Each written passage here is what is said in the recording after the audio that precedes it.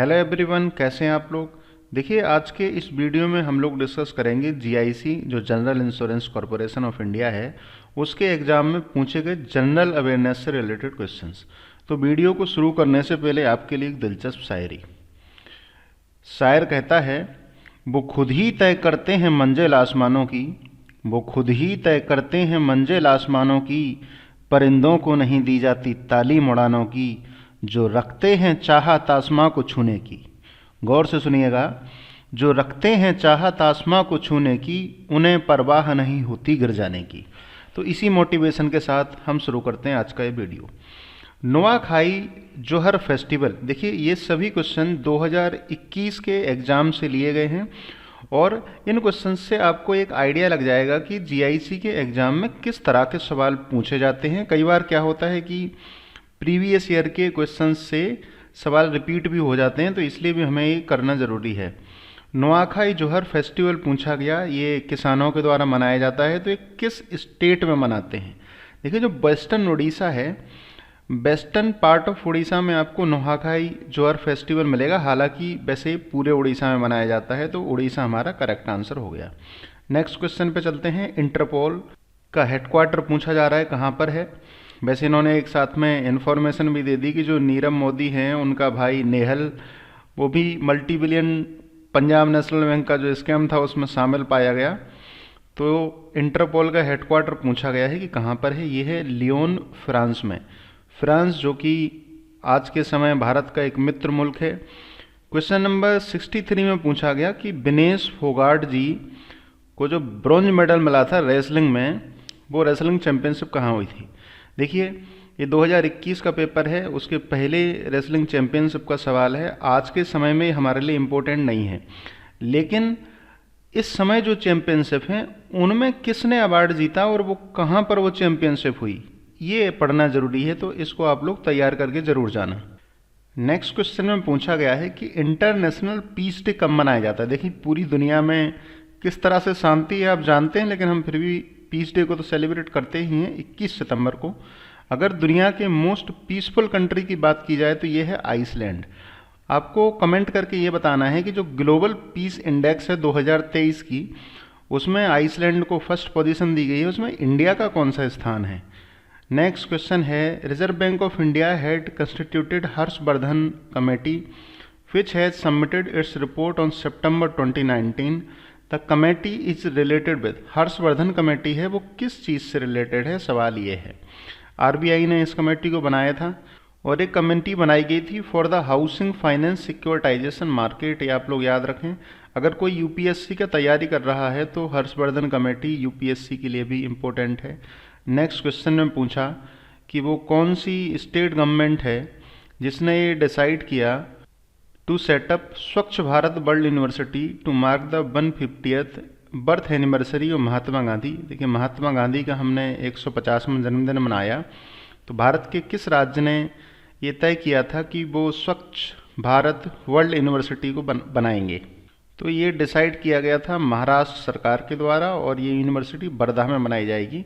Basically sanitisation, cleanness, environment, इस पर research study करने का काम होगा स्वच्छ भारत वर्ल्ड यूनिवर्सिटी का। The Reserve Bank of India has made mandatory for banks to link retail and MSME loans to an external benchmark rate. This new norm will be effective from.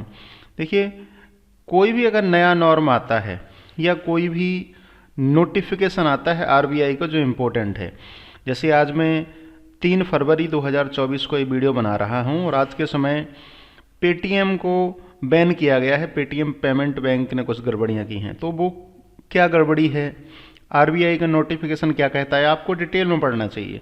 RBI ने ये mandatory किया था 1 अक्टूबर 2019 से। ये same question exam में पूछा जाएगा, इसकी प्रोबेबिलिटी बहुत कम है, लेकिन इस तरह के सवाल एग्जाम में पूछे जाएंगे, ये प्रोबेबिलिटी पूरी है। Ministry of labour and employment recently notified what rate of interest in provident fund.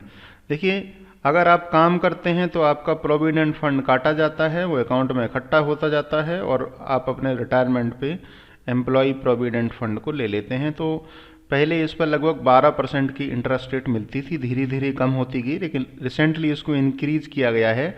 आप ऑप्शंस पे मत जाइए।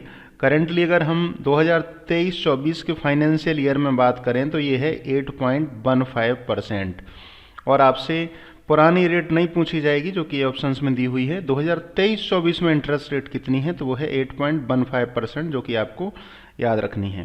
क्वेश्चन नंबर 69, पबरी नाच is associated with which state. देखिए, पबरी नाच महाराष्ट्र से एसोसिएटेड है। जो नॉर्थ ईस्ट महाराष्ट्र है, गुजरात से सटा हुआ हिस्सा, वहाँ पर पबरी नाच होता है। और पबरी नाच को तरफा के नाम से भी जाना जाता है। बेसिकली एक कोकन ट्राइब है, कोकन ट्राइब इस डांस को करती है, जिसको तरफा भी कहते हैं। कोकन ट्राइब को कोकना ट्राइब भी कहा जाता है। नेक्स्ट क्वेश्चन, देखिए जितने भी फेस्टिवल्स हैं, इसके अलावा डांस हैं भारत के अलग अलग हिस्सों में, उनको आप पढ़ेंगे तो एग्जाम में आपको काफ़ी सहूलियत रहेगी। External commercial borrowings ECB can be raised as capital market instruments, example FCEB। तो इसमें पूछा गया है कि FCEB का फुल फॉर्म क्या है। देखिए, अभी FCEB का पूछा गया, हो सकता है कि कल के दिन किसी एग्जाम में ECB का फुल फॉर्म पूछा जाए, जो कि एक्सटर्नल कॉमर्शियल बोरोइंग्स होता है। तो इन्होंने पूछा है कि FCEB में E का मतलब क्या होता है। अगर आपको पता है FCEB का मतलब, तो आप B का मतलब भी बता देंगे। FCEB stands for foreign currency exchangeable bond, exchange bond नहीं, फॉरेन करेंसी एक्सचेंजेबल बॉन्ड। तो यानी कि हमारा जो E का मतलब है वो ऑप्शन C में दिया गया है, एक्सचेंजेबल, तो ऑप्शन C राइट आंसर हो गया। नेक्स्ट क्वेश्चन बहुत ही सिंपल क्वेश्चन है, which river is known as the sorrow of Bihar. Bihar का शोक कहा जाता है कोसी रिवर को। कोसी रिवर का जो बहाव का क्षेत्र है वो हर साल बदलता रहता है, इससे काफ़ी लोगों को दिक्कत परेशानी होती है, इसलिए कोसी रिवर को बिहार का शोक कह दिया। अगर हम बात करें कि कोसी रिवर निकलती कहाँ से है, तो देखिए जो हिमालयन रेंज है नेपाल और तिब्बत की, वहाँ से कोसी नदी का उद्गम होता है। तिब्बत पर चाइना ने कब्जा कर रखा है, पर तिब्बत कहना अच्छा लगता है। बाद में कोसी नदी बिहार के कटिहार डिस्ट्रिक्ट में आके गंगा नदी में मिल जाती है।